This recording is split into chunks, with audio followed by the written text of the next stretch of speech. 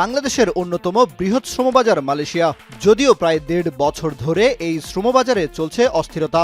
দেশটির নানা শর্তে জটিল পরিস্থিতিতে আছে শ্রম অভিবাসন। প্রধানমন্ত্রী তারেক রহমানের সফরের মাধ্যমে এই অস্থিরতা কেটে ওঠা সহ শ্রমবাজার নিয়ে সুখবরের আশা করা হচ্ছে।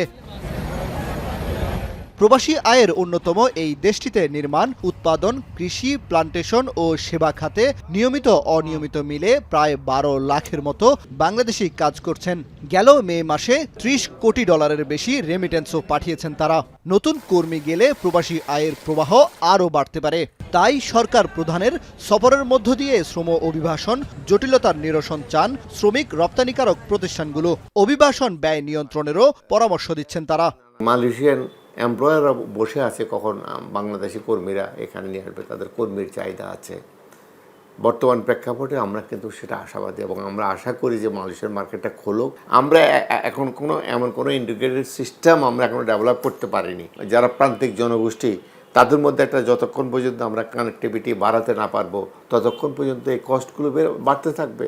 ২০০৮ সালে কর্মী নেওয়া বন্ধ করে মালয়েশিয়া। এরপর বেশ কয়েক দফায় সিদ্ধান্ত বদল হলে কর্মী পাঠানো অনিয়মিত হয়ে যায় দেশটিতে। পুনরায় ২০২২ সালে নতুন করে কর্মী নিয়োগ শুরু করলেও ২০২৪ সালে আবারও নিয়োগ প্রক্রিয়া বন্ধ হয়ে যায়। ভিসা প্রক্রিয়া সহজ করার প্রত্যাশা থাকলেও দেশটির নানা শর্ত আর সিদ্ধান্ত পরিবর্তনের কারণে এবারও বড় কোনো আশা করছেন না অভিবাসন বিশেষজ্ঞরা। তবে সরকার প্রধানের সফর দিয়ে নতুন আলোচনার পথ তৈরি হতে পারে বলছেন তারা। সফট ডিপ্লোমেসিতে এই মালয়েশিয়ার সমস্যার সমাধান হবে না।